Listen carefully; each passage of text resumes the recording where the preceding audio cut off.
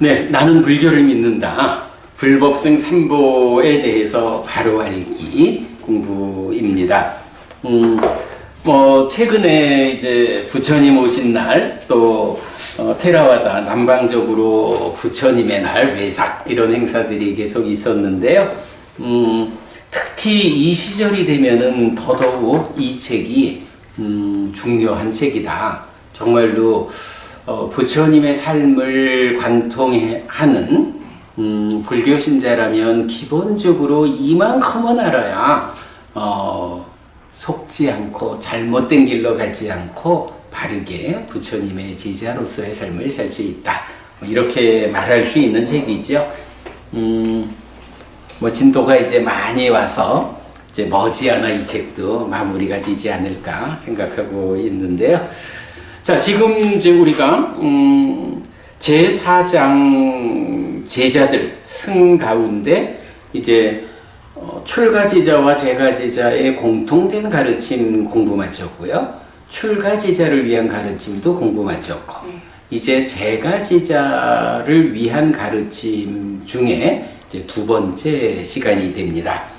자, 그래서 오늘 교재 312쪽이죠. 3번 귀의와 참회. 지난주에는 5계에 대한 이야기,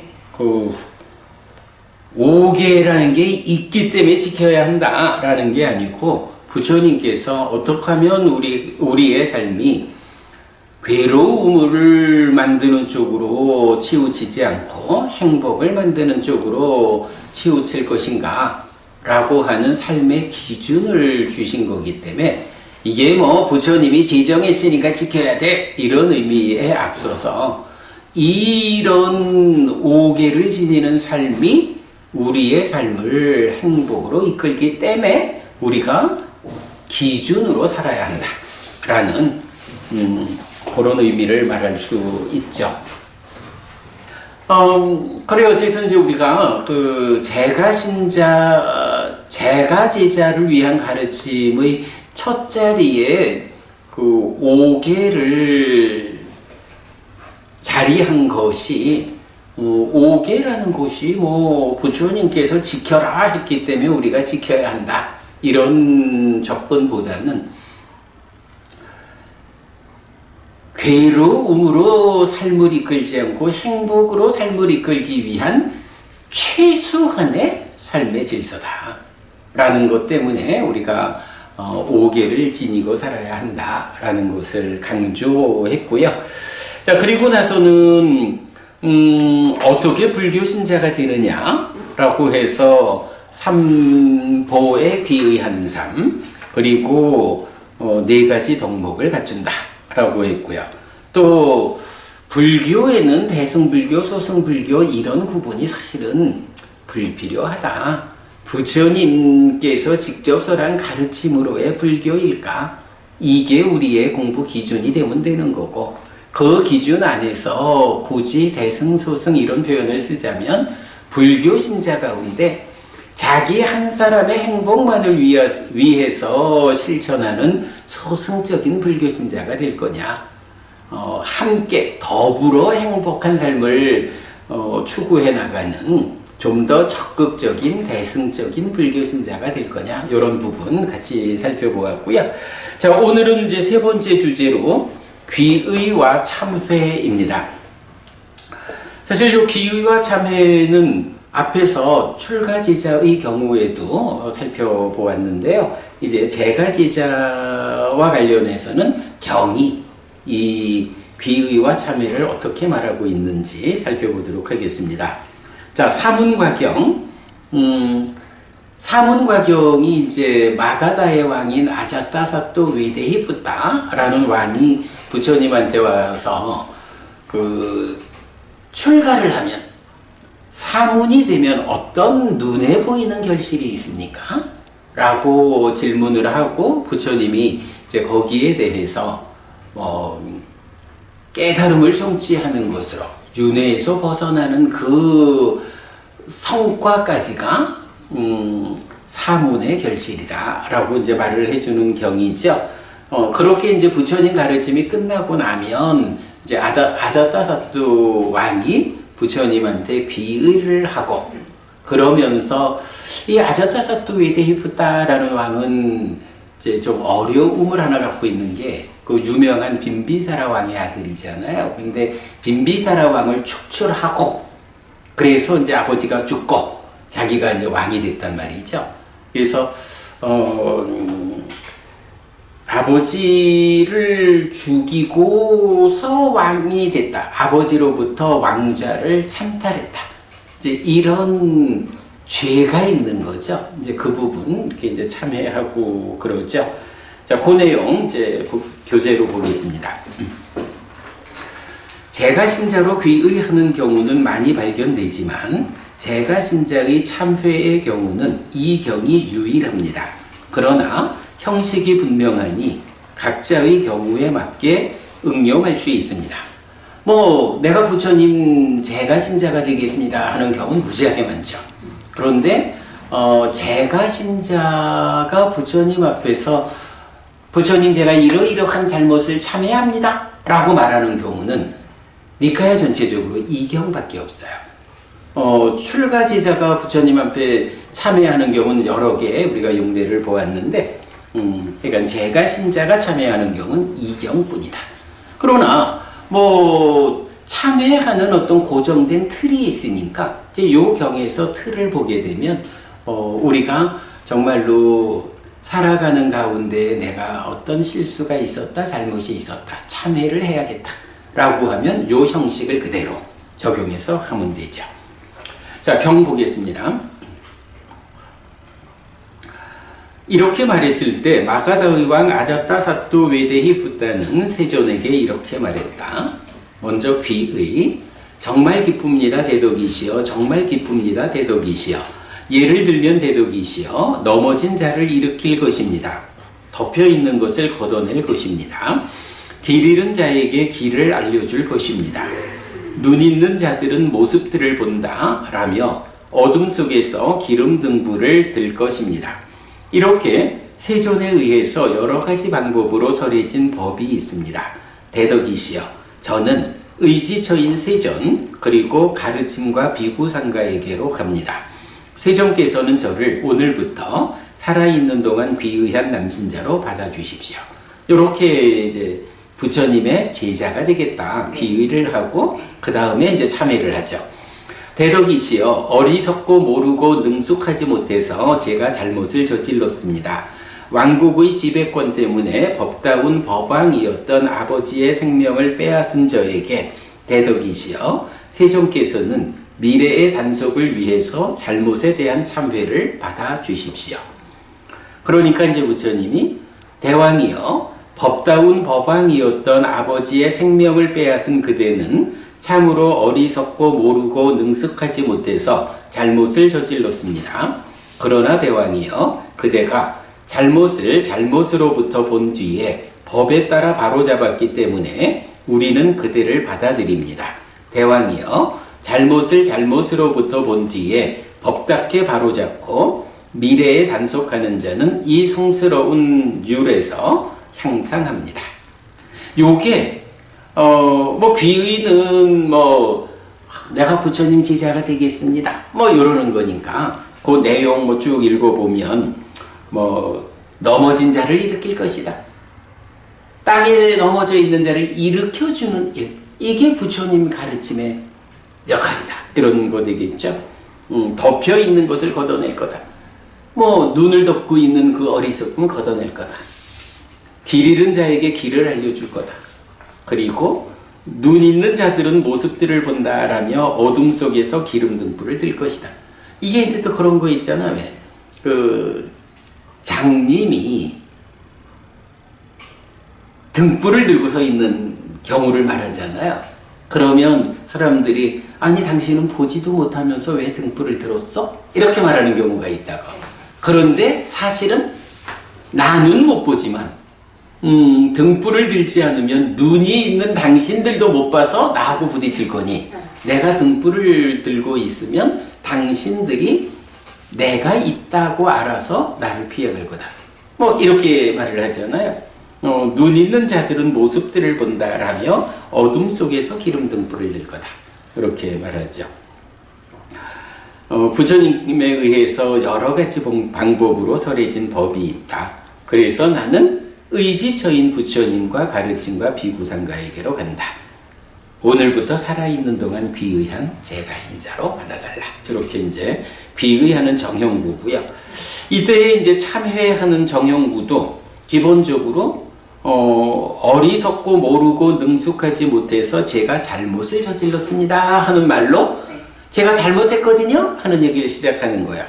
그리고는 여기는 이제 아자타사투는 아버지를 죽이고 왕이 됐다라는 그 잘못을 이제 참회하는 거니까 왕국의 지배권 때문에 법다운 법왕이었던 아버지의 생명을 빼앗은 저에게 이렇게 이제 잘못을 저질렀는데 어떤 잘못인가 하면 이런 잘못입니다 하고는 대덕이시여 세종께서는 미래의 단속을 위해서 잘못에 대한 참회를 받아주십시오.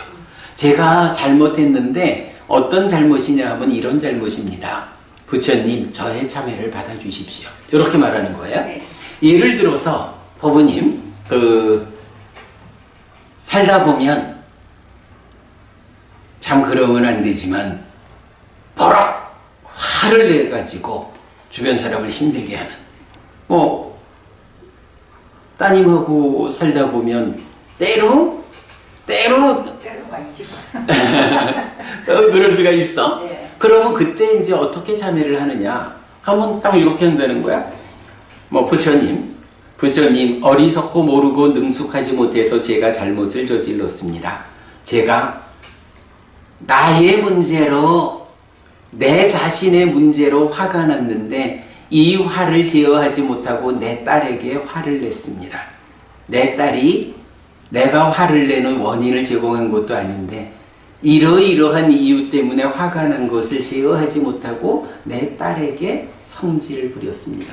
그래서 내 딸을 아프게 했습니다. 이렇게 내가 어떤 잘못을 했는지를 그 자리에 넣으면 되는 거지. 그리고는 부처님께서 미래의 단속을 위해서 잘못에 대한 저의 참화를 받아주십시오. 요게 이제 참회를 하는 정형된 문구야. 그러니까 중간 내용만 내가 어떤 잘못을 했습니다 라고 넣으면 되죠. 자, 그러면 이제 부처님은 지금이야 부처님이 목소리로 대답을 해주진 않겠지만 그래도 우리가 부처님에 대한 진실된 참회를 통해서 부처님의 그 용서를 구하는 이런 거죠. 그럼 이제 부처님이 살아계실 때는 어떻게 그 참회를 받아주셨느냐 하면 바로 그대가 고백한 대로 그대가 이런 잘못을 저질렀는데 그대가 그 잘못을 내가 정말로 잘못했습니다 라고 잘못을 인정한다. 잘못을 잘못이라고 보지 않고 아니 내가 왕이 되려니까 그랬지 뭐 이래 해가지고는 용서될 수 없는 거야. 누구도 그를 받아주지 않는 거야. 예, 그런데 여기서는 이렇게 당신의 잘못을 이러한 잘못을 저질렀다라고 고백을 했어요. 그것은 그대가 정말로 내가 잘못했습니다라고 반성하는 참회하는 마음을 드러내었습니다. 그래서 법에 따라 잘 바로잡았기 때문에 우리가 그대를 우리들의 무리 부처님의 제자들 부처님과 그 제자들의 이 가문으로 우리가 받아줍니다. 이런 이야기죠. 그래서 잘못을 잘못으로 본 뒤에 법답게 바로잡고 미래에 단속하는 자는 이 성스러운 율에서 향상합니다. 그러니까 참회를 한 사람, 내가 정말로 잘못했습니다 라고 진실된 마음으로 반성을 하고 앞으로 이런 잘못을 반복하지 않겠습니다.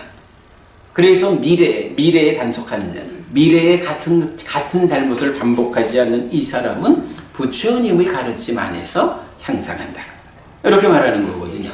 여기서 이 성스러운 율에서 향상합니다라는 요 말이 참회하는 효과인 거죠. 예. 그래서 이제 하여간 요렇게 우리가 살다 보면 사실은 반성할 일이 많고 정말 참회할 일이 많은 거죠. 그럴 때 바로 요런 방법으로 부처님 앞에 제가 잘못을 저질렀는데요. 그 잘못이 이런 잘못입니다. 저는 정말로 참회합니다. 저의 참회를 받아주십시오. 라고 자기를 진실되게 드러내는, 요새야 이건 부처님이 말씀으로써 이 성스러운 율에서 향상할 것이다. 이렇게 말씀으로 들려주지는 않지만, 그러나 경에서 이렇게 부처님이 답을 주시는 그대로 우리가 얼마나 진실된 마음으로 반성하고 참회하느냐, 앞으로 미래의 스스로를 단속할 것이냐, 이것이 그대로 참회가 되고 참회에 대한 대가로 돌아오는, 그렇게 보면 되겠죠. 네, 요게 약간 제가 신자의 참회의 경우로는 유일하게 나타나는 용례다. 네.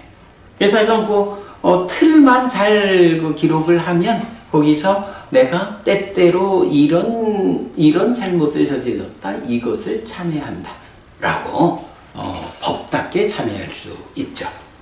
사실 참회라는 건 굉장히 중요한 일이잖아요. 여기서도 그 잘못으로 본 뒤에 법답게 바로 잡는다. 바로 이게 반성하고 참회하고, 그러므로 다시는 이런 잘못을 반복하지 않을 것이야 라는 이런 의지가 되니까 그게 나의 참회를 향상으로 이끌게 해주는 거죠.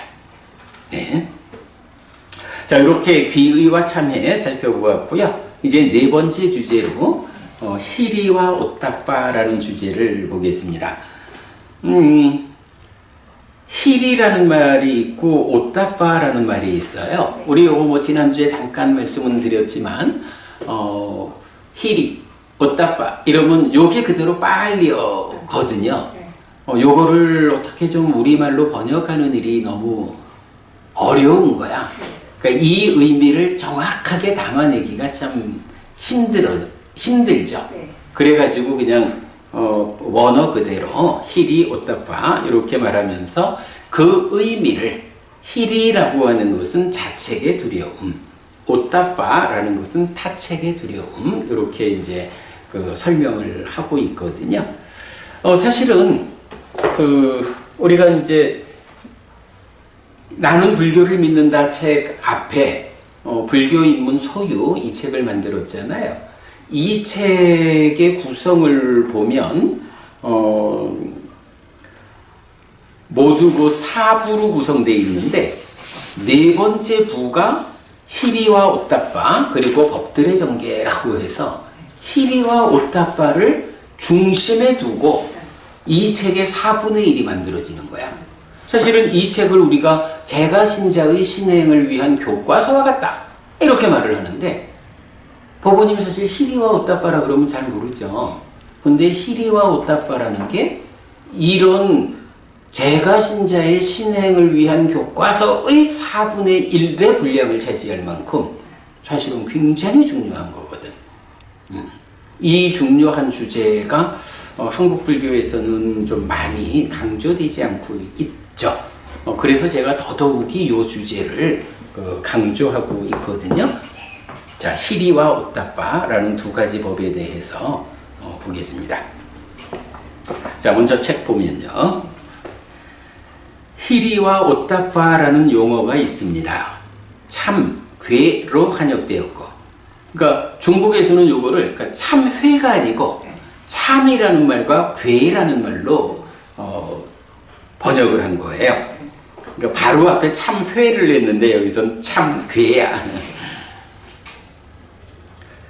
참괴로 한역되었고, 국내에서는 초기불전연구원에서는 양심수치심, 그리고 한국파알리성전협회에서는 부끄러움을 창피함을 암으로 번역되었으며, 근본경전연구회에서는 의미를 풀어서 자책의 두려움과 타책의 두려움으로 번역하고 있습니다.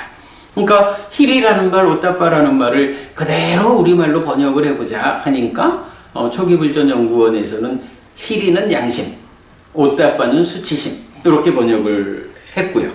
한국파알리성전협회에서는 희리는 부끄러움을 한다, 옷다빠는 창피함을 한다. 이렇게 이제 번역을 하고 있는데, 아마도 우리말 가운데에 이 시리 옷다빠에 가장 접근된 번역을 하자면 이 번역어가 가장 타당할 것 같아요.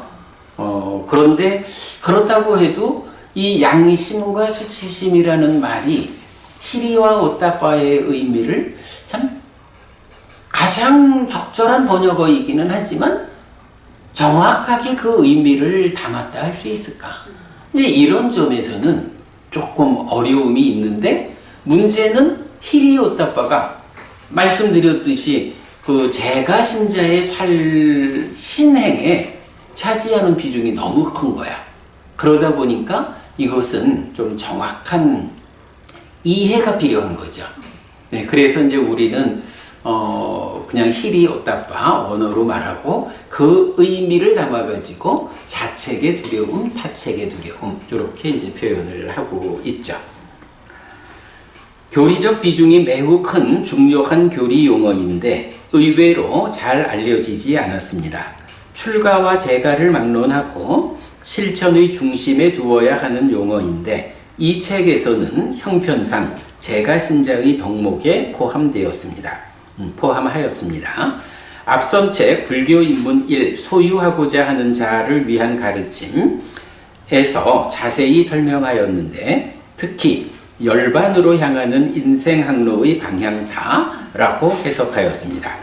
여기서는 일부를 인용하여 소개하였습니다. 그랬거든요. 그러니까 이 책에 있는 불교 입문에 있는 책의 일부만 인용을 한 거예요. 제 생각에는 제가 그 열반으로 향하는 인생 항로의 방향타 이 부분 잠깐 설명하고 요 내용은 요 불교 입문 책으로 내용을 살펴보도록 하겠습니다. 그러면 부부님, 저쪽에 그 불교 입문 책을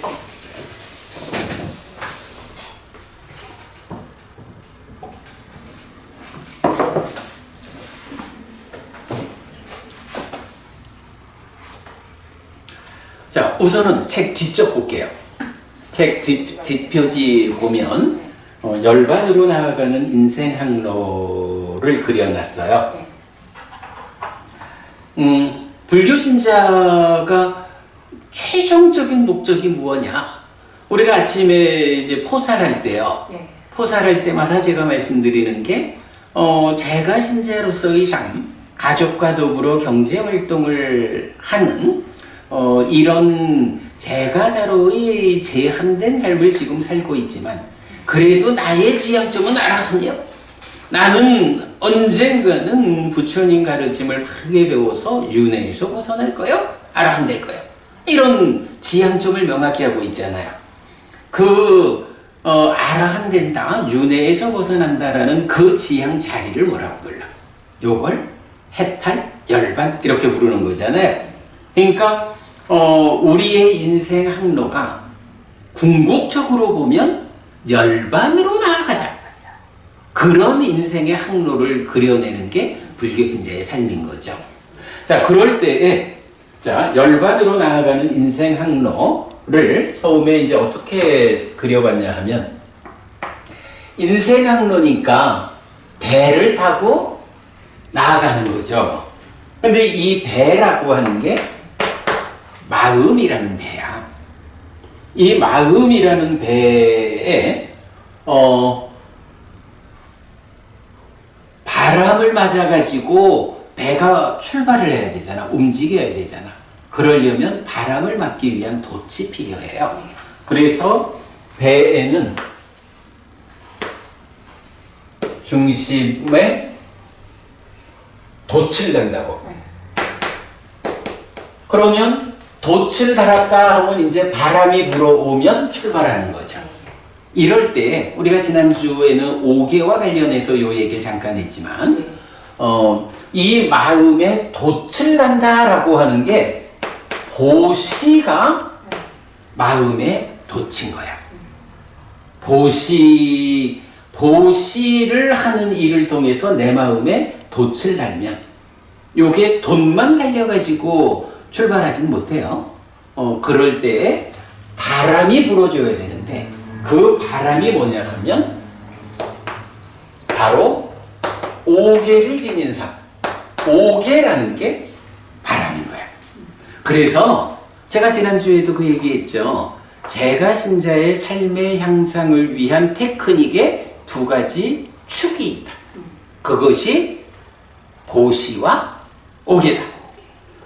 그리고 또 세 가지 공덕행의 토대가 있다라고 해서 보시와 계와 수행 그래야 되잖아요. 뭐 수행을 조금 멀리 둔다 해도 기본적으로 우리 삶을 어디로 이끌고 갈 거냐라고 할 때는 공덕을 통해 가지고 행복을 만드는 삶으로 가야 되잖아. 그럴 때 세 가지 공덕행의 토대 보시와 오계와 수행이잖아. 그럴 때 요 보시와 오계라는 이 두 가지가 제가 신자가 더 나은 삶을 만들어가기 위한 축이다. 이렇게 말하는 거죠. 이제 그 의미를 이제 바로 이렇게 보시의 돛을 달고 오계의 바람을 맞아서 출발한다. 라는 거예요. 그러면 이제 출발했어.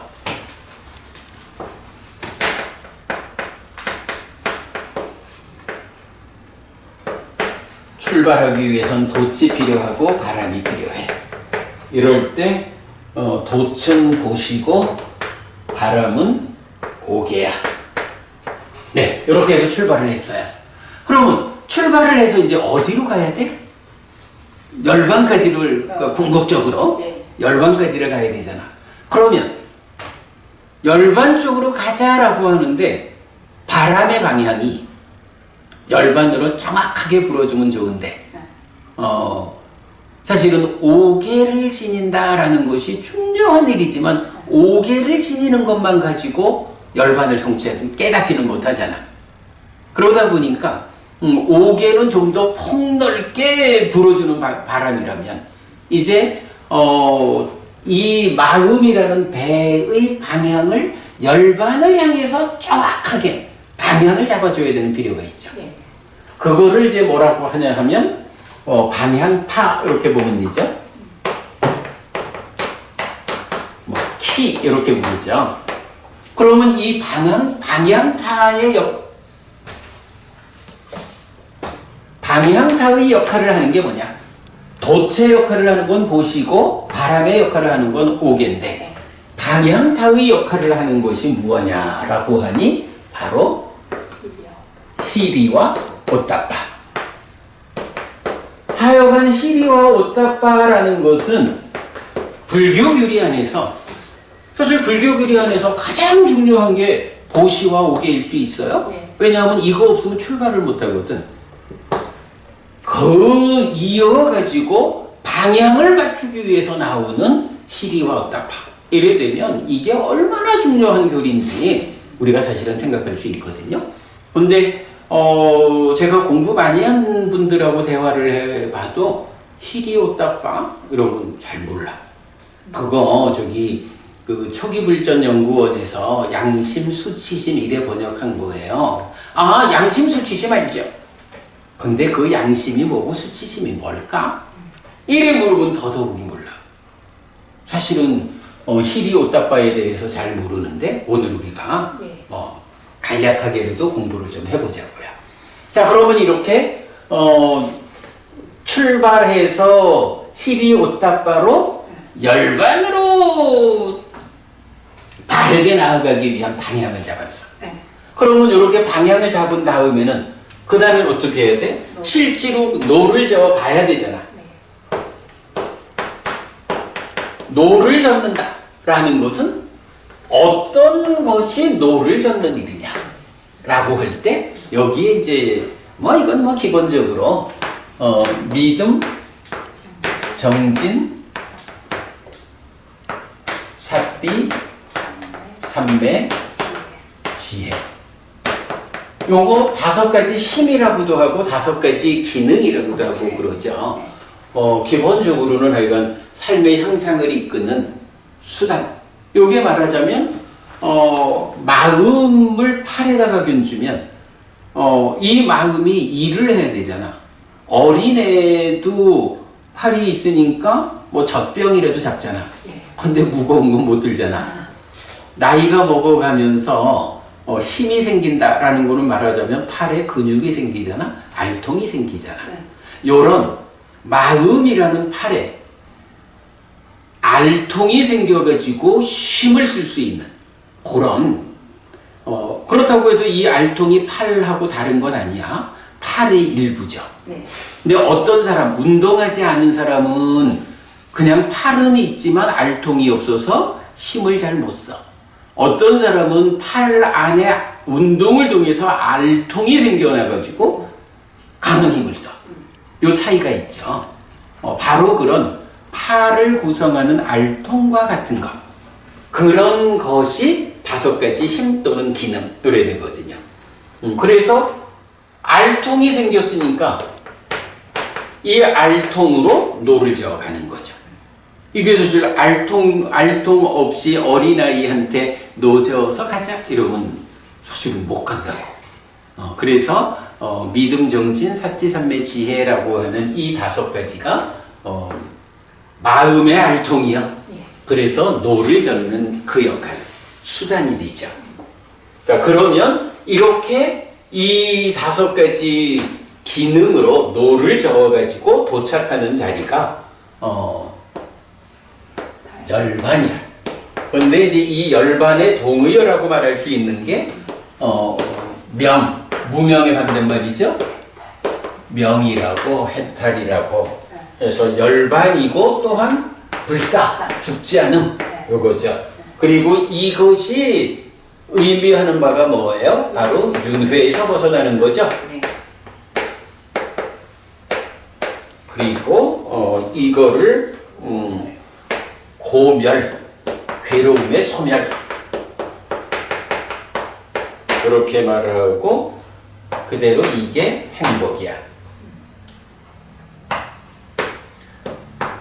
이렇게 노를 저어가지고 이런 결실을 만드는 거, 이게 뭐냐 하면 이게 바로 깨달음이죠. 깨달음의 그 자리에 도착한 거죠. 자, 그래서 이제 우리가 요런 그림을 하나 그려가지고 불교 신자라면 궁극적으로 가야 하는 자리가 어디냐 라고 하니 바로 열반이다. 깨달아 윤회에서 벗어나는 것이 불교 신자의 지향점이다. 그래서 거기 가려면 어떤 과정이 필요하냐 라고 할 때 바로 열반으로 나아가는 인생 항로라고 이런 그림을 그려낸 거죠. 몇 년 전에 이 책 만들면서 이 그림을 그려봤는데 잘 그려진 그림 같아요. 그래서 우리가 정말로 놓치지 않아야 되는 게 보시와 오계라고 하는 이 2가지가 불교 신자로 보면 어찌 보면 가장 중요하다. 왜? 뭐 시작이 말이다 이런 얘기도 하는데 바로 이게 출발이거든. 그러면 그렇게 보시와 오계로서 출발을 확고히 하면 그 다음에 바로 희리와 오따빠라는 이 2가지 법에 의해서 방향을 잘 잡아야 한다. 그리고 믿음, 정진, 사띠삼매, 지혜라고 하는 알통을 만들어가지고 강한 이 알통으로 노를 저어서 도착하자. 이렇게 되는 거죠. 그러니까 불교 신자라고 하면 기본적으로 요거 보시와 오계, 희리오따빠 5가지 기능, 그리고 명과 해탈, 열반, 불사, 윤회에서 벗어난 깨달음, 이 개념은 알고 있어야 한다. 그렇게 말하면 되겠죠. 자, 그럼 여기까지 도입부를 했고요. 이제 희리와 오따빠에 대한 좀 구체적인 이야기는 워낙 양이 많으니까 오늘은 그냥 그 희리 오따빠를 소개한 이 책에 시작하는 부분만 조금 읽어보는 걸로 접근해 보겠습니다.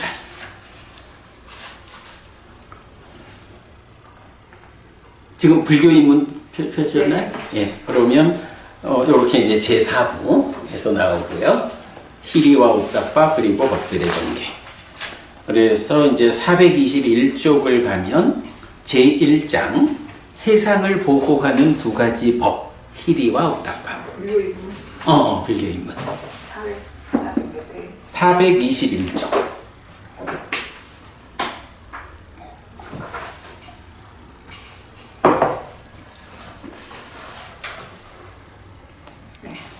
네. 희리와 옥탑방을 대표하는 개념이 뭐냐 하면 이 두 가지가 세상을 보호한다. 경이 그렇게 말하거든요. 이 두 가지가 없으면 세상이 인간 세상인지 짐승 세상인지 구분할 수 없는, 그렇게 이제 중요하다라고 나오죠. 자, 그래서 이제 한 장 넘기면 양이 많아서 쭉 좀 읽어보도록 하겠습니다. 이거 자세히 설명하려면 워낙 많은 시간이 있어서 이제 희리 옥탑방에 대해서 자세히 알고 싶은 분은 이제 제가 링크를 해드리겠지만 이 책에 대한 수업 동영상 좀 참고하는 거로 하고요. 희리와 옥탑방라는 두 가지 용어가 있습니다. 세상을 보호하는 것이고 명을 뒤따르며 선법, 유익을 생겨나게 하는 것입니다. 또한 불방일의 근거여서 탐진치를 버리고 생노사에서 벗어나는 과정의 시작점이 됩니다. 이 두 가지는 대부분 쌍으로 나타나는데 그 의미는 잘 설명되지 않습니다. 이게 문제인 거야. 이렇게 증명한 법인데 그 의미가 그냥 희리 옥탑방 나오니까 잘 모르겠는 거야. 그래서 이 책은 시작에서 희리가 무언지 옥탑방가 무언지 요걸 구체적으로 의미를 밝혀내는 데에 중심을 두었어요. 1. 희리와 옥탑방의 의미. 그런데 희리가 단독으로 나타나는 몇 개의 경은 희리의 의미를 유추하게 합니다. 1번 상류따 18번 희리경은 희리로서 제어하는 사람, 희리니세도를 설명하는데 좋은 말이 채찍질을 하기 이전에 이미 달리듯이 허물을 일어나지 않게 하는 사람이어서 언제나 삿디하면서 행동하고 괴로움의 끝에 닿은 뒤에 고르지 않은 길에서 고르게 행동한다는 설명입니다.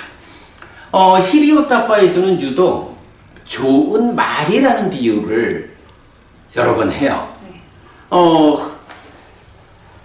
아이를 키울 때도 엄마가 잔소리를 하고 회초리를 들고 이래야만 말을 들으면 키우기가 힘들어. 그냥 엄마가 딱 눈짓만 해도 우리 엄마가 지금 내가 이런 일을 하기를 원하시는구나 하고 눈짓 한 번에 탁 제할 일을 하는 아이가 있으면 얼마나 좋겠어. 그런데 그거는 좀 기대하기가 어렵다 해도 그래도 아가야 이거 해야 한다 라고 말 한마디 할 때 내 어머니 하고는 딱 시키는 대로 자기 할 일을 해주면 또 그만만 해도 얼마나 좋겠어. 요런 이야기. 그럼 이제 말에 비유할 때는 말이라는 게 이제 기수가 타면 이제 어딘가 필요한 곳으로 목적지로 달려야 되잖아. 그럴 때에 정말로 훌륭한 말은 기수가 딱 타가지고 채찍을 딱 들기만 해도 가자는 말씀이구나 하고 출발을 한다는 거야. 그런데 어떤 말은 타가지고 회초리를 들을 때까지는 눈치를 못 채. 그런데 회초리라는 게 말에다 탁 치는 거잖아. 말을 딱 칠 때 그저 털끝에 닿기만 해도 가자는 말씀이구나 하고 출발을 한다고. 그런데 어떤 말은 털끝에 닿은 정도로 가지고는 출발을 못 알아채고 그게 완전히 살을 아프게 해야만 출발하는 이런 말도 있어. 그런데 어찌 보면 그래도 회초리가 딱 엉덩이에 닿는 순간 아이고 출발해야지 요렇게 출발만 해도 괜찮은 말이야. 말에 따라서는 가자 하고 회초리질을 해도 딴짓하느라고 안 가는 말도 있는 거야. 그러면 이 정도로 회초리를 들기만 해도 달리는 아주 뛰어난 말도 있고 털 끝에 닿기만 해도 출발하는 훌륭한 말도 있고, 가죽을 아프게 때려야만, 그러니까 살점을 아프게 때려야만 출발하는 조금은 덜 훌륭한 말도 있지만, 그래도 채찍질을 해도 안 달리는 말에 비해서는 이건 다 훌륭한 말들이야. 뭐 이제 이런 식으로 볼 수가 있죠. 이렇게 그 말과 관련해서 비유를 들어요. 예. 자, 그러면 여기서 이제 좋은 말이 채찍질을 하기 이전에 이미 달리듯이 허물을 일어나지 않게 하는 사람이어서 언제나 삿디하면서 행동하고 괴로움의 끝에 닿은 뒤에 고르지 않은 길에서 고르게 행동한다 라는 설명이야. 뭐 말이 뭐 이 정도 말이면 뭐 걱정할 게 하나도 없는 말이지 뭐. 바로 이런 말에 비유했을 때 이런 사람은 어떤 사람이냐? 무언가 허물이 생겨난 다음에 그 생겨난 허물을 빨리 발견하고 참회하고 뭐 이래서 허물로부터 벗어나는 요런 사람이 아니라 아예 허물 자체가 생겨나지 않게 하는 사람. 이제 이렇게 이제 표현을 하면서 그러기 위해서는 어떻게 해야 되느냐? 언제나 삿디하면서 행동하고, 삿디하는 행동이 이어지는 사람, 이런 사람은 괴로움의 끝에 닿는다. 깨달아 알아간댄다. 이거죠. 그래서 중생들, 인간들의 삶은 고르지 않은 길이지만 거기에서 잘 삿디해서 희리하는 이런 사람들은 그 가운데서도 고르게 행동한다. 그렇게 이제 표현하고 있어요. KN 2.10 이러면 이제 이거 KN 2가 법구경이거든요. 법구경의 10번째 막대기 품은 채찍이 가해진 좋은 말처럼 열정적으로 노력할 것을 요구합니다. 믿음과 계와 정진과 삼매와 법다운 판단으로 삿디하는 자들은 명과 행을 갖추어 이 많은 괴로움을 떠날 것이라고 하는데, 괴로움의 끝에 닿은 희리로서 제어하는 사람이 되는 과정입니다. 라고 해서 채찍이 가해진 좋은 말처럼 이게 뭐야? 회초리를 들기만 해도 달리는, 거기까지는 못 가도 그래도 회초리를 가했을 때 열심히 달리는 좋은 말, 그럴 때에 그 노력을 어떻게 하느냐? 믿음과 계와 정진과 삼매와 법다운 판단으로 삿디한다. 이런 사람들이 명과 행을 갖추어. 명과 행을 갖췄다라는 게 뭐죠? 열의 구덕 가운데 명행족도 얘기죠. 그렇게 전개되고 있고요. 채찍을 가하기 이전에 이미 달리는 말과 채찍이 가해진 좋은 말을 대비하여 설명하는 것인데, 이런 대비는 채찍이 강하게 거듭 가해져야 달리는 말의 개념으로 연장하여 이해할 수 있습니다. 지금 경들은 다 이렇게 채찍을 들기만 해도 달리는, 아니면 살짝 닿기만 해도 달리는. 근데 그렇게 안 달리는 말은 어떻게? 채찍을 거듭 때려야 되잖아. 그렇게 이제 말이 얼마나 좋은 말이냐 하는 것을 단계적으로 표현하고 있죠. 한편 오타빠가 단독으로 나타나는 경우는 두 개가 있습니다.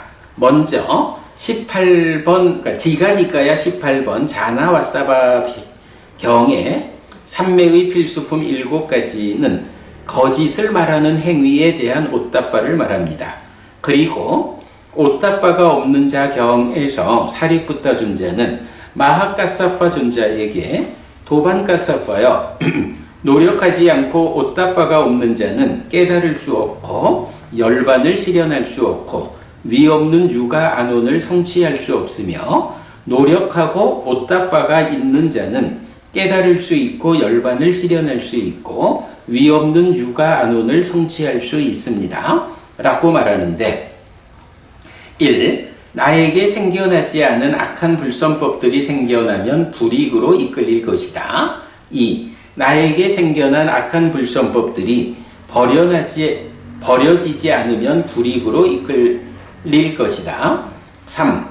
나에게 생겨나지 않은 선법들이 생겨나지 않으면 불이익으로 이끌릴 것이다. 4. 나에게 생겨난 선법들이 소멸하면 불이익으로 이끌릴 것이다. 라고 하면서 노력하고 옷다빠하는 것입니다. 아직은 지금 시리와 옷다빠가 무언지는 설명 안 하고 이렇게 시리와 옷다빠는 보통 짝으로 같이 나타나는데 시리가 옷다빠 없이 혼자 나타나는 경우 시리로서 제어하는 자, 그리고 옷다빠가 시리 없이 나타나는 경우 이러는데 옷다빠가 혼자 나타나는 경우에서는 이렇게 불선법과 선법 해가지고 선법, 그러니까 불선법이 있다라는 것은 어쨌든 손해로 이끈다. 선법이 있다라는 것은 이익으로 이끈다.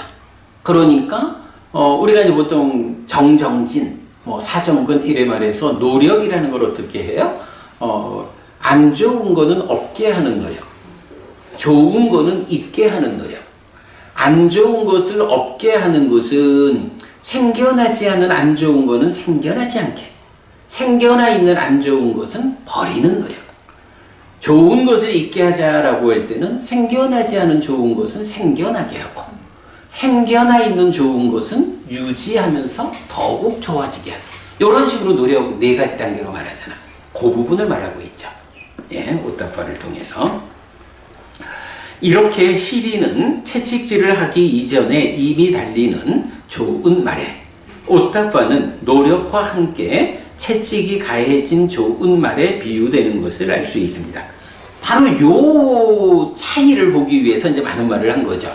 하여간 채찍을 휘두르기 전에 이미 기수가 타가지고 채찍을 탁 들면 출발하는 요런 최상급의 말이 있는가 하면, 거기까지는 미치지 못해도 그래도 채찍이 털끝에만 닿아도, 그냥 살갗에만 닿아도 빠르게 달려나가는 이 정도의 좋은 말을 옷다빠해. 이렇게 이제 비유한 거죠. 자, 그렇다면 말의 비유는 1. 채찍질을 하기 이전에 이미 달리는 좋은 말 희리, 채찍이 가해진 좋은 말 옷다빠에 이어 3. 채찍이 강하게 거듭 가해져야 달리는 말로 연장됩니다. 옷다빠에서 하여간 안 좋은 건 없게 하고 좋은 건 있게 하고 요런 걸 설명하는데, 이게 뭐야? 희리라는 말은 그냥 그의 일상이 아무런 자극 없이도 일상이 안 좋은 건 없게 하고 좋은 건 있게 하는 요런 삶을 사는 사람이고, 옷다빠라는 것은 살짝만 가해줘도 안 좋은 건 없게 하고 좋은 건 있게 하는 이런 삶을 살려고 노력하는 사람이고, 그런데 또 사실 사람들은 어떻게 해요? 어떤 사람들은 아예 그런 노력을 안 하면 이건 얘기거리가 아니고, 그래도 그런 노력을 하기는 하는데 요렇게 알아서 하거나 작은 자극에 의해서 하거나 이러지 못하고 거듭 회초리를 들 거요? 너 그렇게 나쁜 짓 하면 아빠한테 맞아? 이런 식 되어야 하는 사람도 있단 말이지. 이제 그런 부분을 3번 채찍이 강하게 거듭 가해져야 달리는 말, 이렇게 이제 연장했다. 그런데 이제 이렇게 시리옷다빠는 하나의 경하고 연결을 하면 그 의미가 뚜렷해져요. 저는 자책경이라는 경이 있어. 안구따라 니까야 네세 모음의 121번인데요. 이 자책경이 시리옷다빠를 있는 그대로 정의해준다. 이렇게 생각을 해서 시리옷다빠 얘기는 항상 요 자책경하고 연결해서 하거든요. 그 부분 보겠습니다. 안구따라 니까야 네세 모음 121번 자책경은 4가지 두려움을 소개하는데, 자책에 대한 두려움, 남의 책망에 대한 두려움, 형벌에 대한 두려움, 악처, 비참한 존재 상태에 대한 두려움입니다. 자책경, 우리가 살다 보면 두려움이 있죠. 사실은 이게 어떤 두려움이냐에 따라서 두려움 때문에 해야 할 일을 안 하고 하지 않아야 할 일을 하고 이런 경우도 많거든. 경은 두려움 때문에 이렇게 할 일을 안 하고 하지 않아야 할 일을 하는 거를 굉장히 중요하게 그러면 안 된다 해서 두려움이라는 걸 굉장히 크게 비중을 가지고 말하거든요. 실제로 우리가 살아갈 때 보면 이 두려움이라는 거, 겁이 난다는 거, 이것이 우리 삶에서 얼마나 힘든 거야. 굉장히 힘든 거잖아. 자책경은 바로 그 두려움이라는 것을 네 가지로 말하는 거야. 그러니까 이 두려움이 생기는데 내가 어떻게 대응해가지고 이 두려움 때문에 하지 않아야 할 일을 하거나 할 일을 하지 않는, 말하자면 나쁜 일을 하고 좋은 일을 하지 않는 이런 삶을 어떻게 내가 그런 행위에 뒤따르는 어떤 결과에 대한 두려움을 가지고 행위를 제어할까, 이런 개념으로 말하는 거거든요. 자, 보면 자책에 대한 두려움은 어떤 사람은 이렇게 속고한다. 만약 내가 몸으로 나쁜 행위를 하고 말로 나쁜 행위를 하고 의로 나쁜 행위를 한다면 어떻게 개에 의해서 내가 나를 질책하지 않을 수 있겠는가라고. 자책에 대한 두려움으로 두려워진 그는 몸의 나쁜 행위를 벌인 뒤에 몸의 좋은 행위를 닦고, 말의 나쁜 행위를 벌인 뒤에 말의 좋은 행위를 닦고, 의의 나쁜 행위를 벌인 뒤에 의의 좋은 행위를 닦고 자신의 청정함을 보호한다 라고 설명돼요. 자책에 대한 두려움, 여기서 이렇게 말하죠. 어떻게 개에 의해서 내가 나를 질책하지 않을 수 있겠는가. 요 얘기가 뭐냐 하면, 우리 기본적으로 개 하면 5개를 볼 수가 있잖아. 5개라는 게 뭐 불살생, 불투도, 불사움, 불망어, 불음주 이렇게 5개가 있다고. 요게 지금 무슨 얘기냐 하면 내가 거짓말을 했어 라고 하면, 거짓말을 내가 해놓고는, 거짓말을 하면 보통 어떤 일이 생겨요? 다른 사람이 너 왜 거짓말했어? 하고 나를 책망을 한다고. 그러면 책망받으면서 내가 거짓말을 했더니 저 사람한테 이렇게 혼나네? 하고 아파하는 거야. 그런가 하면 또 경우에 따라서는 거짓말을 했는데 그 거짓말의 결과로 내가 붙잡혀가지고 감옥에 갈 수도 있는 거야. 가서 형벌을 당할 수도 있어. 어떤 거짓말이냐에 따라 그렇잖아요. 그런가 하면 또 어떤 경우는 이렇게 거짓말을 한 것 때문에 살아서도 형벌을 받을 수 있고, 혹시 살아서는 형벌을 피한다 하더라도 그것 때문에 지옥 가는 거야. 지옥 가서 얼마나 고생하겠어. 이거 사실 아주 두려운 일이잖아. 그죠? 이럴 때에 그런 몇 가지로 죽어서 지옥 간다 이런 거, 감옥에 붙잡혀가서 형벌을 받을 거야, 남들이 나를 책망할 거야, 흉볼 거야, 이런 게 다 지금 두려운 거잖아. 그런데 그 앞에 첫 번째로 어떤 두려움이 있냐 하면, 불교 신자의 기본이 뭐야? 5계를 지닌 사람이잖아. 5계를 지니고 살아야 해. 이거 부처님이 그대의 삶이 괴로움으로 이끌리지 않고 행복으로 이끌리기 위해서는 5계를 지켜야 한다 하고 5계를 지닌 삶을 부처님이 가르쳐 주셨잖아. 그런데 내가 거짓말을 했어. 그러면 불망어, 거짓말을 하지 말라 라고 하는 이 삶의 질서로운 계를 내가 어겼잖아. 그러면 계를 어겼을 때 다른 사람이 내가 거짓말을 한 거, 왜 저 사람은 불망어라고 하는 이 5계도 지키지 않아? 당신은 잘못했어! 라고 나를 질책하고 흉보는 것도 두렵지만, 그 이전에 어떤 사람은 안 그러지. 근데 어떤 사람은 내가 불교 신자로서 5계를 받아 지니는 이 제가 신자로서의 삶을 사는 사람인데 내가 거짓말을 했구나. 오계를 지키지 못했구나. 라고 다른 사람이 나를 흉보기 전에 내 자신이 나를 책망하고 아파하잖아. 요거를 지금 뭐라고 말하고 있냐 하면 이렇게 계에 의해서 불망을 하는 계에 의해서 거짓말을 한 나를 내가 나를 질책할 거야. 어떻게 내가 나를 질책하지 않을 수 있겠어? 요 표현을 하는 거야. 그러니까 거기에 순서가 순서가 타당하죠. 내가 불교 신자로서 오계를 지닌 사람인데 오계를 어기다니 하고 내 스스로가 계에 의해서 나를 질책한다고. 그런데 사람에 따라서는 뭐 그 부분까지는 살짝 눈 감고 넘어간다 해도 거기에 또 다른 사람이 왜 거짓말을 하냐? 라고 나를 책망할 거라고. 그것 때문에 내가 겪어야 되는 아픔, 두려움이 있다고. 그런데 또 어떤 경우에는 그것까지, 남의 책망까지는 뭐 그냥 욕 한번 듣고 말지 뭐 하더라도 이게 붙잡혀 가가지고 형벌을 받는다라고 하면 그건 또 얼마나 두려운 일이야. 이런 두려움이 있잖아. 세 번째. 그 다음에 그거 어떻게 좀 피한다 해도 결국은 이 악업의 결과로 내가 죽어가지고 지옥 갈 거예요. 지옥 가면 내가 얼마나 커다란 고통을 겪어야 하나. 라는 이 두려움.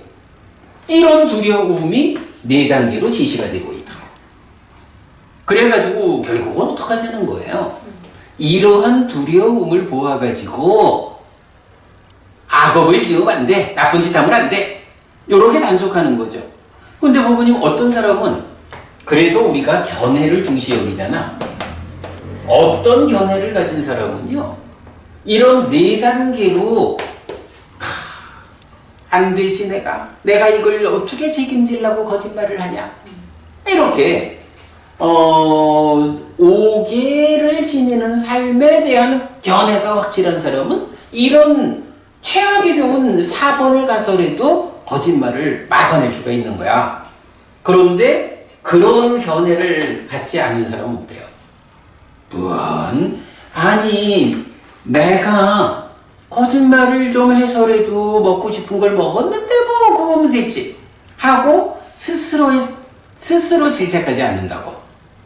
견해가 갖춰져 있지 않은 사람은 남들이 흉본다고 아이고 남들한테 들키지 않고 먹으면 되지 뭐 이렇게 고범을 넘어간다고.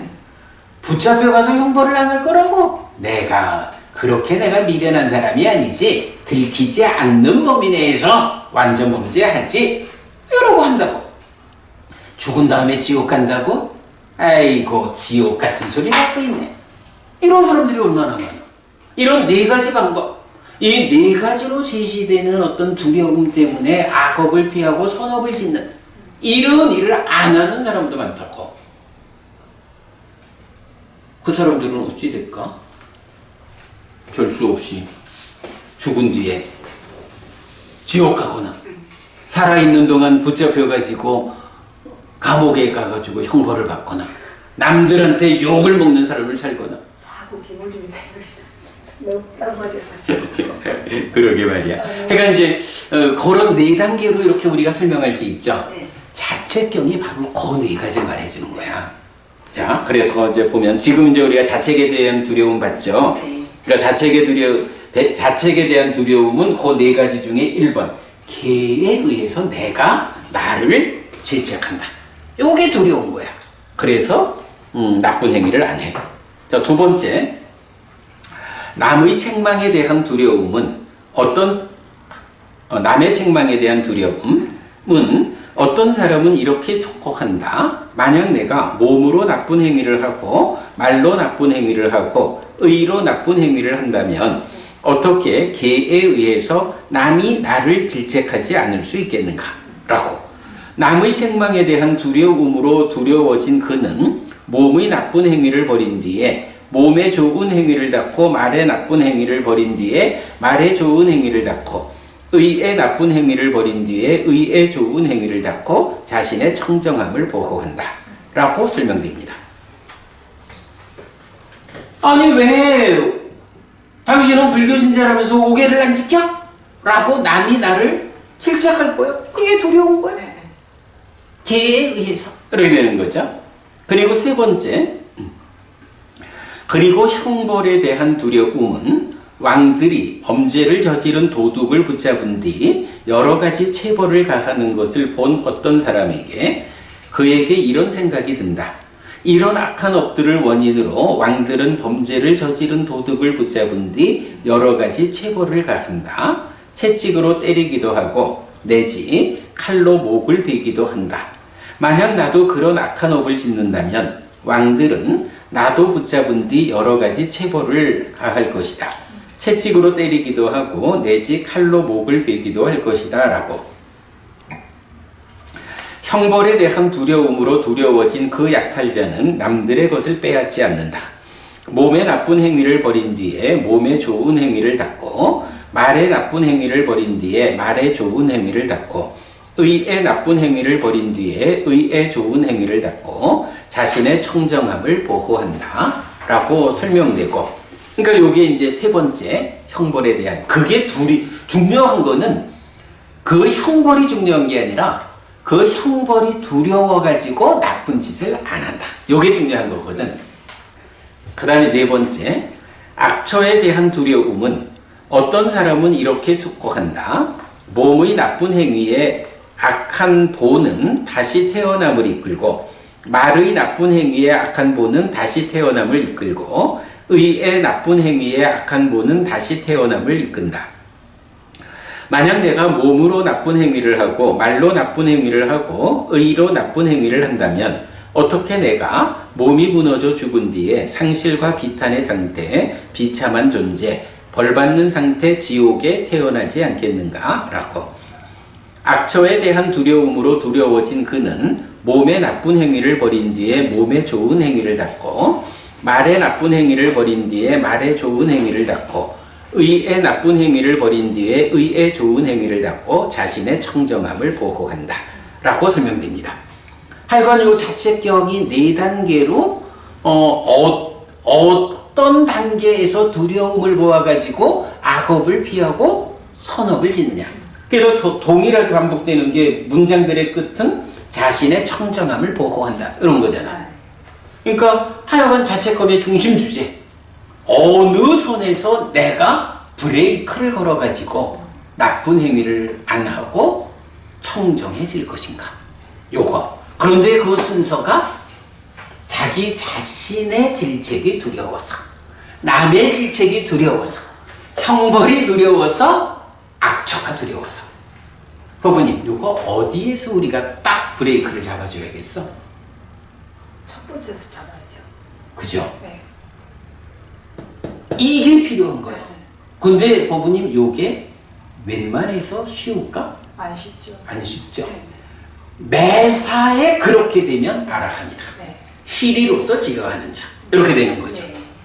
남의 책망이 두려워서 하지 않는 요만큼만 해도 사실은 굉장히 중요한, 굉장히 훌륭한 거예요. 우리가 살아가면서 스스로 내 안에서 내가 질책할까봐 이것까지는 진짜 힘들더라도 그래도 내가 남들한테 욕먹을 짓은 안 할 거야. 남들한테 욕먹을 짓을 안 하고만 살아도 사실은 훌륭한 사람 아니에요. 거기까지는 못 미친다 해도 그래도 붙잡혀가서 형벌을 받을까 두려워서 나쁜 짓을 안 하는, 그만만 해도 우리 사회에서 사회의 구성원으로서 그렇게 그 질타받을 사람은 아니에요. 사실 법이라는 게 그 목적을 갖고 있는 거잖아. 그래서 법을 잘 지키는, 때로 남한테 욕은 좀 먹더라도 욕 먹는 건 감수하고 내가 좋은 건 가져야겠는데 그래도 법을 어겨가지고 감옥 가는 일은 안 할 거야. 요만큼만 해도 그래도 우리 사회의 구성원으로서 그만하면 훌륭한 거야. 그것까지도 안 하게 되면 문제죠. 그리고 이제 바로 종교를 가졌다, 불교 신자다라고 할 때 최악의 경우에는 죽어서 지옥 가면 안 되지 라고 해서 강제적으로 그 일을 피하는, 여기까지도 이끌어주는 거죠. 굉장히 중요한 주제죠. 이 네 가지 두려움은 말의 비유와 연결됩니다. 자책에 대한 두려움은 1. 채찍질을 하기 이전에 이미 달리는 좋은 말, 희리. 남의 책망에 대한 두려움은 2. 채찍이 가해진 좋은 말, 오따빠. 형벌에 대한 두려움은 3. 채찍이 강하게 거듭 가해져야 달리는 말과 대응하는 것을 알 수 있습니다. 그리고 악처에 대한 두려움은 채찍이 강하게 거듭 가해져야 달리는 말의 연장된 경우로 이해할 수 있는데 특히 바른 견해를 필요로 합니다. 그러니까 이 견해라는 거 없이는 못하는 거죠. 네. 이렇게 자책경의 네 가지 두려움을 말의 비유와 연결해 가지고 그것을 요건 이제 결국 요 얘기를 하는 거야. 1번 스스로의 질책이 두려워서 나쁜 짓을 안 하는 거. 요걸 희리라고 하는 거야. 양심 이렇게 번역하고 부끄러움을 한다 이렇게도 번역이 되는데 의미가 사실은 통해요. 통하는데 이제 좀 명확하게 그것을 지시하기 어려운데 이렇게 자책의 두려움, 스스로의 내가 나에게 질책할 것이 두려워서 악업을 피하고 선업을 짓는 요거 시리. 요 의미를 보는 게 사실은 가장 중요한 거예요. 그리고 두 번째로 이 희리 해가지고 스스로의 질책이 두려워서 악업을 삼가는 것까지는 못 갔더라도 사실 이건 굉장히 높은 고도의 수행이 필요한 거죠. 거기까지는 못 갔더라도 남의 책망이 두려워서 남한테 욕먹을 짓을 하지 않는 요것이 오따빠. 요 의미. 예, 희리와 오따빠를 요렇게 보는 것. 양심, 수치심, 부끄러움을 함, 창피함을 함. 요런 번역이 다 훌륭한 번역인데 그러나 이런 자책의 두려움, 타책의 두려움이라는 희리 오따빠의 고유의 의미를 정확하게 드러내기는 힘들죠. 그래서 우리가 희리 오따빠 그냥 원어로 말을 하고 의미가 자책의 두려움, 타책의 두려움 이렇게 이제 쓰고 있다라는 겁니다. 그게 이건 오늘 공부의 가장 중요한 거. 이렇게 희리와 오따빠가 무언지를 알면 그 희리와 오따빠가 어떤 일을 한다고 방향자의 역할을 하는 거야. 그럴만하죠. 스스로의 질책 정도는 눈 감고 남의 질책 정도도 눈 감고 이렇게 살아가는 사람의 삶이 바르게 열반으로 우리의 지향점으로 가지나 못 가지. 바로 그거죠.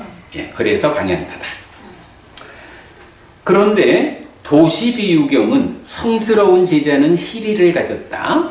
몸의 나쁜 행위와 내지 악한 불성법들의 성취에 대한 자책을 두려워한다. 희리한다.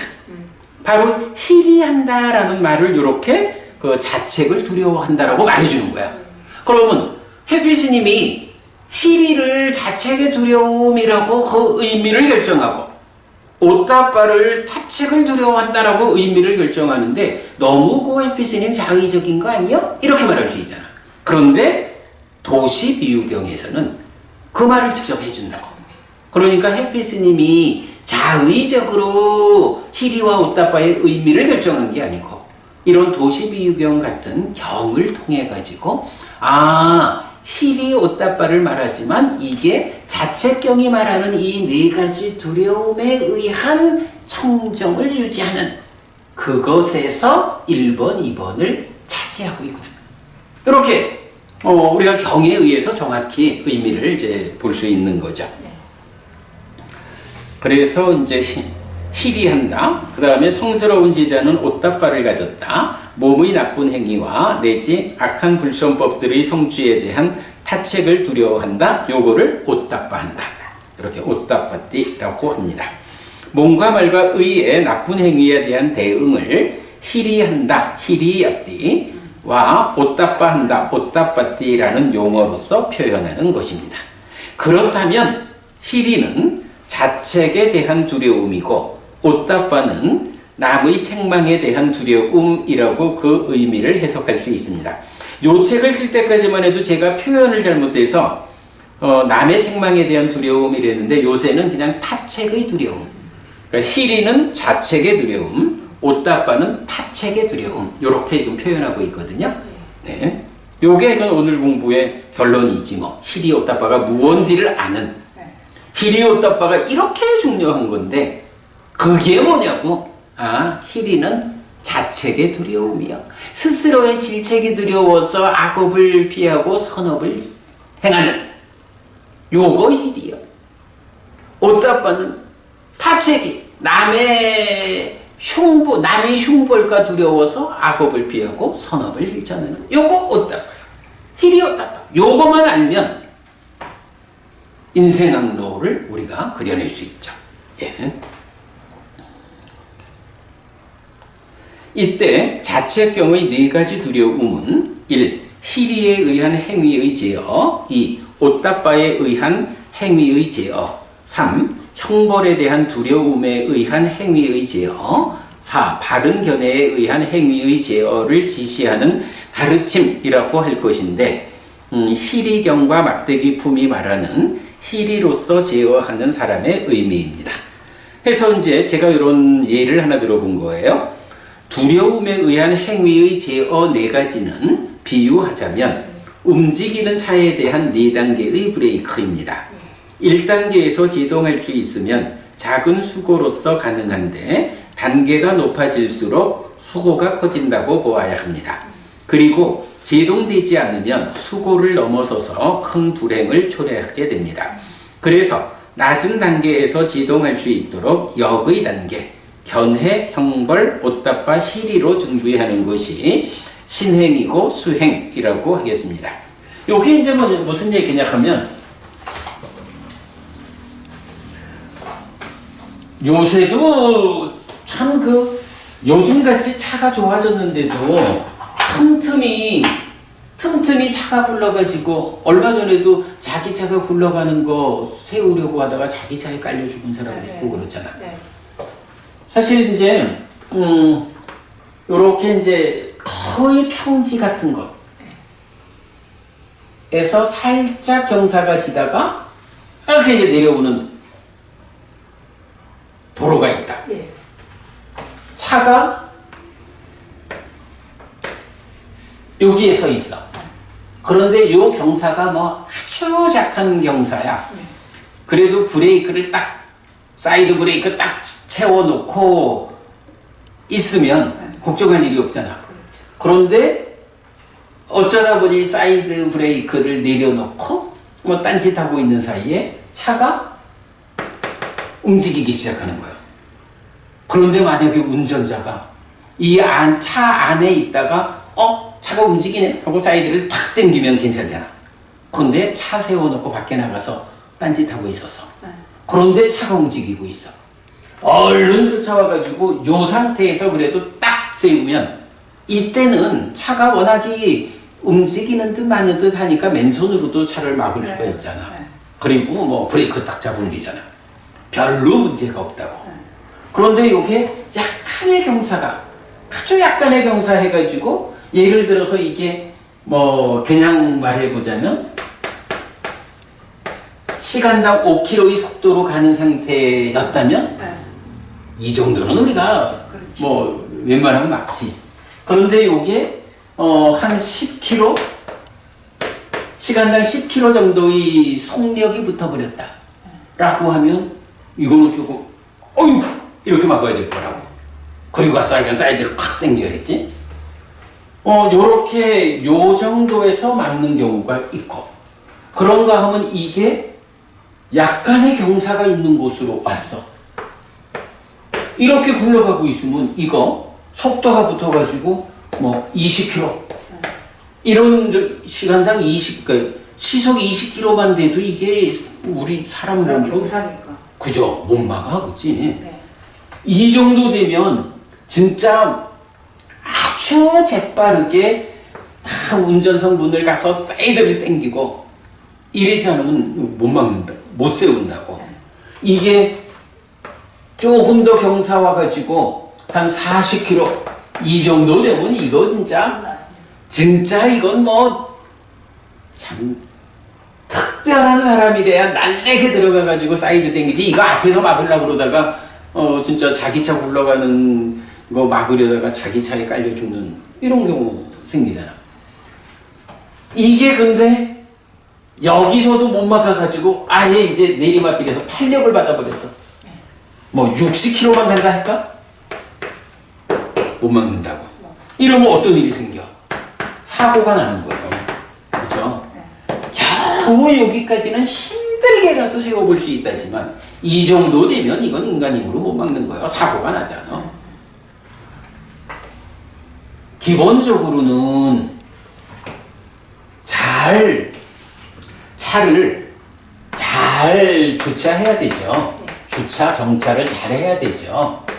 그런데 여기에서 혹시 주차나 정차 상태에 문제가 있었다. 그래서 차가 움직인다. 이 차를 언제 잡아야 돼요? 언제 잡아야 돼요? 가능한 한 앞에서 세워야지 뭐. 그죠?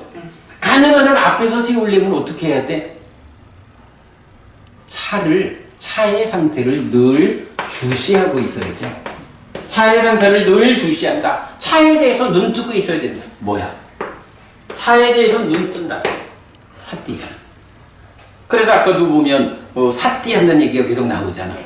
삿띠 해가지고 차를 보고 있어야 차의 상태에 대해서 늘 주목하고 있어야 잘 주차를 하고 할 수 있고 혹시라도 차가 움직인다 하면 그냥 가서 한 손으로 세우고 사이드 당길 수 있는 여기서 세울 수가 있고 주목하는 정도가 조금 떨어지면 그래도 늘 보고 있지는 못해도 이렇게 뭐 운전할 때도 나는 이제 운전 안 한 지가 벌써 10년도 넘었습니다. 근데 법원님 운전하실 때 뭐 앞만 보고 운전하나? 아이고. 정면 사고가 살펴야지. 그래, 그렇게 이제 다 살펴야 되는데, 그거 말고, 그거는 이제 잘 보는 거고, 옆에 누구를 태우고 간다 하면, 운전을 하면서도 얘기도 하고, 뭐 이래 하잖아. 그러면 5km에서 못 보고 10km에서 볼 수도 있는 거야. 뭐, 그래도 그렇게만 잡아도 괜찮지. 요런, 어떻게든 앞에서 잘 주시하는 일, 삿띠하는 일. 요거 차 말고 내 마음에다가 마음으로 그대로 바꿔버리면 똑같잖아, 그죠? 내 마음이 악업을 짓고자 이렇게 나쁜 일로 나아가는 그 강도가 세지면 나중에는 이건 못 막아내는 거야. 그럼 어떻게 감옥 가든지 지옥 가든지 하는 거지, 뭐 사고가 나는 거지 뭐. 그러나 잘 주시한다. 내 마음의 현재에 대해서 눈 뜬다. 삿띠하고 있으면 이걸 막아낼 수가 있는 거죠. 앞에서. 네, 요런 의미. 그래서 이제 요거를 지금 그 시리오따빠와 관련해서 이제 제가 이런 비유를 만들어 본 거예요. 비유하자면 움직이는 차에 대한 4단계의 브레이크입니다. 브레이크를 잡아야 됩니다. 악업에 대한 브레이크, 요거죠. 그래서 이제 여기서 보면 낮은 단계에서 제동할 수 있도록 역의 단계, 견해, 지옥 가는 게 두려워서 악업을 피하는, 뭐 그것도 중요하죠. 형벌이 두려워서 악업을 피하는 한 단계 접근하고, 오따빠, 남의 책망이 두려워서 악업을 피하는, 요게 말하자면 자꾸 이제 40km에서 잡을 거예요, 20km에서 잡을 거예요, 10km에서 잡을 거예요, 5km에서 잡을 거예요. 요렇게 그런 그 진행 전개를 역의 단계, 견해에서 잡자, 형벌에서 잡자, 오따빠에서 잡자, 희리로 잡자. 요렇게 준비해 나가는 것이 신행이고 수행이다. 요거 동의할 수 있죠? 희리와 오따빠가 무언지를 이해하면 동의가 되는 거야. 이렇게 보면 희리 오따빠가 정말 중요하죠. 진짜 참 우리가 살아가면서 남이 흉을 봐도 그 정도는 개의치 않고 이런 사람 가까이 하고 싶을까? 안 그렇잖아, 그치? 예. 자기 스스로가 스스로의 질책이 두려워서 늘 주시하고 삿띠해서 계에 어긋남이 없는 사람. 친구하고 싶지. 시리 오따빠 이렇게 중요한 거죠. 자, 이때 브레이크를 밟아 악행을 멈추게 하는 것은 선행의 실천으로 삶을 이끄는 것입니다. 삶이 고에서 벗어나 락으로 이끌리도록 방향을 잡는 것입니다. 그래서 이것은 삶의 방향타를 만드는 것입니다. 요거죠. 네 가지 두려움이라는 브레이크를 밟아 행복 가득한 삶의 방향으로 나를 이끄는 방향타의 역할을 확고히 하는 것이 이 경의 의도라고 할 수 있습니다. 이런 브레이크, 방향타를 지시하는 교리가 시리와 오따빠인데 열반으로 향하는 인생 항로의 방향타라고 설명하였습니다. 해서 이제 뭐 가장 중요한 얘기 다 했고요. 이제 이어가지고 뭐 쭉 여러 이야기 나오는데 넘어가서 429페이지 한번 보겠습니다. 자, 429페이지 가면 표가 하나 있어요. 뭐 지금 계속 말한 거지만 시리와 시리 없음, 오따빠와 오따빠 없음에 대해서 초기불전연구원은 양심, 양심 없음, 수치심, 수치심 없음 이렇게 번역했고 한국빨리성전협회 여기 뭐 원자가 하나 더 들어가 있었네. 성전협회에서는 부끄러움을 암, 부끄러움을 모름, 창피함을 암, 창피함을 모름. 근데 이런 번역도 타당하죠. 남이 흉보는 거에 대해서 창피해가지고 흉볼 일을 안 하는 거. 이렇게 보면 오따빠 이야기가 되는 거야. 스스로 아이고 내가 나 자신이 이러할 수가 있나? 해가지고 스스로 부끄러움을 느껴가지고 학업을 안 한다. 뭐 이런 번역들이 다 타당해요. 다 타당한 번역들인데 하여간 우리가 명확한 의미를 부여하자 이렇게 한 거고 그 다음에 이제 한역에서는 참, 괴 이렇게 나왔고요.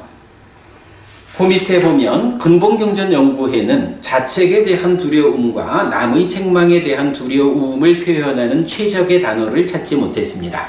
그래서 이 두 단어는 대부분 소리나는 대로 시리와 오따빠로 표기하였습니다. 다만 문장 번역의 필요성에 의해 그 의미를 나타내야 할 때는 시리, 즉 자책에 대한 두려움은 자책의 두려움으로 오따빠, 즉 남의 책망에 대한 두려움은 타책의 두려움으로 압축하여 번역하였습니다. 아, 이때 벌써 타책의 두려움 썼네. 마찬가지로 아히리까, 즉 힐이 없음은 자책을 두려워하지 않음으로 안 오따빠, 즉 오따빠 없음은 타책을 두려워하지 않음으로 번역하였습니다. 또한 동사형인 히리야띠와 오따빠띠는 자책을 두려워하다와 타책을 두려워하다로 번역하였습니다. 예, 라고 해서 뭐 그렇게 이제 다음 장에 정리해놨고 나머지는 이제 이 제4부의 전개를 이제 설명했어요. 그럼 이렇게 해가지고 오늘 뭐 좀 대략 말씀드렸지만 시리와 오따빠의 의미를 설명드렸고 한 가지를 참 봐야 되는 게 있다. 우리 본책으로 와서 나는 불교를 믿는다.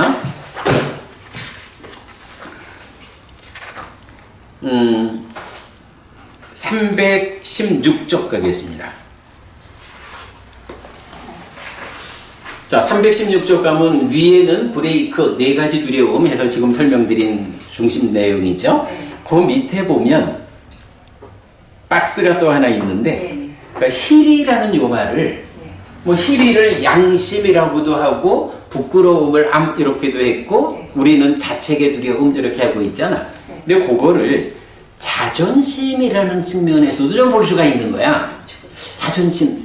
그럴 수 있죠. 내가 이 자존심이 사람들한테 야, 너 내가 누군지 알아? 이렇게 자존심 부리는 것도 있지만 사실은 자기 자신이 자기의 존재를 높이 모아가지고 훌륭한 자존심이 있잖아. 그죠? 자, 그 내용인데 뜻밖의 시리의 의미가 잘 드러나는 강연을 보았는데 정치학 박사 김지훈 씨의 강연 쪽팔리게 살지 맙시다. 세바시 1071회입니다. 세바시라는 프로가 있었죠. 지금도 있나 몰라. 이게 뭐 세상을 바꾸는 그래 하여간 근데 요 김지윤 씨가 나도 그 유튜브에서 이 김지윤 씨 구독자거든. 네. 아주 그 간결하게 그 말씀을 아주 그러니까 잘하는. 그래서 저도 이제 틈틈이 보거든요. 근데 이제 이 정치학 박사 김지윤 씨의 강연 제목이 쪽팔리게 살지 맙시다야. 이게 좀 책에 쓰면서 이거 괜찮을까 하고 썼지만 그래도 뭐 쪽팔리게 살지 맙시다. 자, 쪽팔리게 컨닝을 하냐로 시작해서 이제 학생들 이야기에서 컨닝을 한다라는 상황을 놓고 쪽팔리게 컨닝을 하냐? 이렇게 이제 말을 한 거야. 자, 그러면서 거기서 시작해서 양심적, 도덕적, 윤리적 삶을 지향하는 마음의 소리로 이어지는 강연은 쪽팔림, 그 다음에 embarrassing이라고 하는데 이게 좀 뭐 난처함, 쑥스러움, 당혹스러움 이런 의미예요. 근데 그 프로에서는 그 embarrassing이라는 이야기를 이렇게 영어로 하더라고요. 그래서 쪽팔림, embarrassing, 난 뭐 쑥스러움 요 정도 볼까? 그리고 나면 이제 창피함을 거쳐가지고 부끄러움을 모르지 말자고 말하는데 자존심을 지키는 것입니다. 여기서 보면 우리 한국 빨리 성전협회의 번역으로 보면 창피함을 안다라는 게 꽃다파, 이어서 부끄러움을 안다라는 게 희리 이렇게 연결되잖아요. 그러니까 어떻게 쪽팔리게 살지 맙시다 라는 이야기가 쪽팔림, 쑥스러움, 창피함, 부끄러움 이렇게 희리옷다빠 요 이야기를 거의 비슷하게 하고 있는 거예요. 그리고는 이제 마지막이 자존심을 지키는 거. 그래서 이제 그 김지윤 씨가 그렇게 얘기를 하더라고. 여러분의 자존심은 안녕하십니까? 이렇게 얘기를 하는 거야. 근데 이제 저는 하여간 고 유튜브를 보면서 야, 어떻게 희리오따파를 자존심이라는 말로 또 쪽팔리게 살지 말자라는 말로, 사실 쪽팔리다라는 게 남이 흉보면 쪽팔리잖아. 이게 형벌, 감옥에 가서 형벌을 받는다 이럴 때는 쪽팔리는 게 문제가 아니야. 그거는 커다란 고통이지. 남이 흉보면 쪽팔리거든. 내가 스스로 나를 흉볼 때는 쪽팔리지. 이런 표현이 그래서 나는 이분이 어떻게 이렇게 시리오따빠의 개념을 정확하게 이런 표현으로 해낼 수가 있을까라고 생각이 들어서 아예 책에다가 좀 정리해서 넣은 거예요. 그래가지고 그것도 정치학인데. 그러게 말이죠. 쪽팔리게 살지 맙시다 하면서 이런 얘기지 뭐. 히티카 부부님의 자존심은 안녕하세요. 히티카 부부님의 자존심을 안녕치 못하게 하는 게 사실은 바깥쪽에서 나의 자존심을 상하게 하는 경우도 있고, 그런가 하면 나의 내면에서 남들은 모르는 나만 아는 내 자존심이 떨어지는 두 가지가 있지. 그래서 이렇게 한번 물어볼 수 있는 거야. 히티카 부부님의 자존심은 안녕하십니까? 안녕하시게 살아야겠죠? 이런 거지 뭐. 하여간 이 부분을 제가 동영상 유튜브를 보다가 눈에 딱 띄어가지고 이렇게 책에다가 정리를 해서 놨는데 히리오따빠하고 참 잘 맞는 주제인 것 같아서요. 네, 오늘 여기까지 했죠. 히리오따빠 굉장히 중요한 주제입니다. 이 히리오따빠 관련한 많은 공부는 하여간 우리 여러 동영상을 통해서 자세히 설명하고 있는데 그건 이건 필요한 분들 보시기도 하고, 히리오따빠가 무엇이냐? 어디서 브레이크를 밟을 거냐? 요 개념. 네, 그거만 우리가 놓치지 않으면 오늘 공부는 충분히 성과가 있다라고 하겠습니다. 시간이 지나버렸네. 삼마삼부토 바가와 수와카토 바가와타 담모 수파티판노 사와카 상고띠. 세존은 정등각이시다. 세존으로부터 법은 잘 설렸다. 제자들의 상관을 잘 실천한다. 찌랑띠 타뚜로 가스닝 삼마삼부따 사사난띠 정등과 그 가르침이 이 세상에 오래도록 머물기를. 이차마항 얀양 야지똥 양마마 아싸 디가라땅 히타야 스카야띠 오랫동안 나에게 이익과 행복을 주는 자선행을 실천하리라. 이당다낭 페따낭 냐띠 살로 히타낭 우파까빠뚜 이당다낭 페따 냐띠 살로 히타 파리분잔뚜띠. 이 보시가 돌아가신 친지와 혈육들에게 도달하기를. 이 보시를 돌아가신 친지와 혈육들이 사용하기를. 오늘도 우리가 훌륭한 법의 등을 함께 달았습니다. 이 법의 등의 공덕이 오랫동안 여러분들에게 이익과 행복으로 함께 하기를 바랍니다. 또한 오늘의 이 법보시의 공덕이 여러분 생각하시는 그분들에게 도달하고 사용되기를 바랍니다. 수고하셨습니다.